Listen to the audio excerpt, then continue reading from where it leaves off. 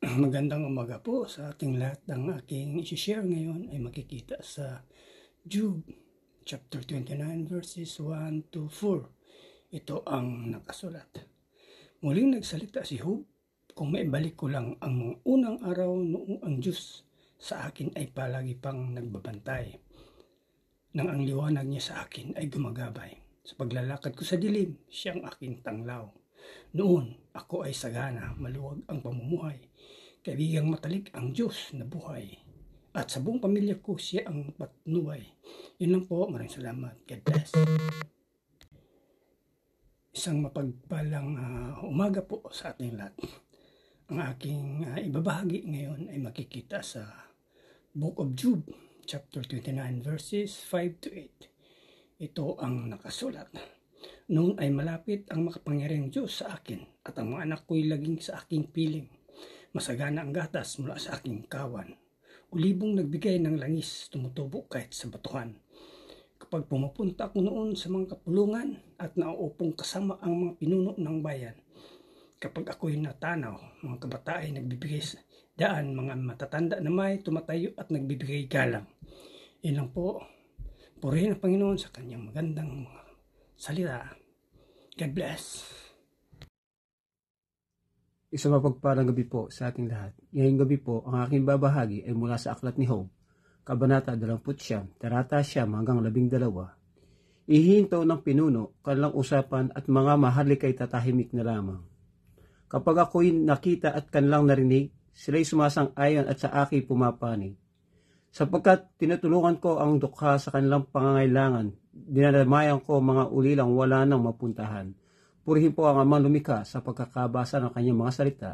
Amen. Isang mapagpalang gabi po sa ating lahat. Ang akin pong babasahin ngayon ay mula sa libro ng Job, chapter 29, verses 13 to 15. Dahil sila ay aking tinulungan, ako ay binasbasan ng mga nawawalan ng pag-asa, at ang puso ng mga biyuda ay umawit sa kagalakan. Palagi kong ginagawa ang tama at matuwid, upang itong damit at turban na aking isinusuot. Naging parang mata ako sa taong bulag at paa sa pilay. Amen. God bless po. Magandang gabi po sa ating lahat. Ang babasahin ko po ay mula po sa Job, chapter 29, verse 16 to 18. Naging parang ama ako sa mga dukha, at kahit ang mga dayuhan ay tinutulungan ko sa kanilang mga suliranin. Winasa ko ang kapangyarihan ng masasamang tao at iniligtas ko ang mga biktima nila. Ang akala ko ay hahaba pa ang buhay ko at mamamatay na kasama ang aking sambahayan. Amen. God bless po. Hello po, ang aking Bible verse for today is from the book of Job, chapter 29, verses 19 to 21. Tulad ko nooy, punong kahoy na sa tubig ay sagana, at ang mga sanga sa hamog laging basa. Pinupuri ako ng halos lahat, at di nauubos ang aking lakas. Sa mga payo ko, sila'y nananabik. Sa sinasabi ko, sila'y nakikinig. Amen. Ang mabuting balita ng ating Panginoon. So muli po, purihin ang Panginoon sa panibagong pagkakataon na tayo po ay nakakapagpatuloy sa pagbabasa ng Biblia at the same time. Ito po ay ginagawa natin devotion. No? At tayo po ay nasa Job chapter 29. Sabi po dito, verse 22 to 25, kapag ako'y nagsasalita, hindi na sila sumasagot. Ang mga salita ko ay kanilang pinakikinggan na mabuti. Inaasam nila ang aking payo na gaya ng pag-aasam nila sa ulan. Binubuksan nila ang kanilang bibig gaya ng lupa kapag inaabangan ang ulan sa tag-init. Kapag sila'y nababagabag, nginingitian ko sila upang mapawi ang kanilang lungkot at hindi nila kayang tanggihan ang aking ngiti. Ako ang pinuno sa kanila gaya ng hari sa gitna ng kanyang hukbo. Ako ang umaaliw sa mga nagdadalamhati. No? So dito makikita po natin, no, talagang napakaganda po nung inaalala ni Job, no, yung kanyang buhay.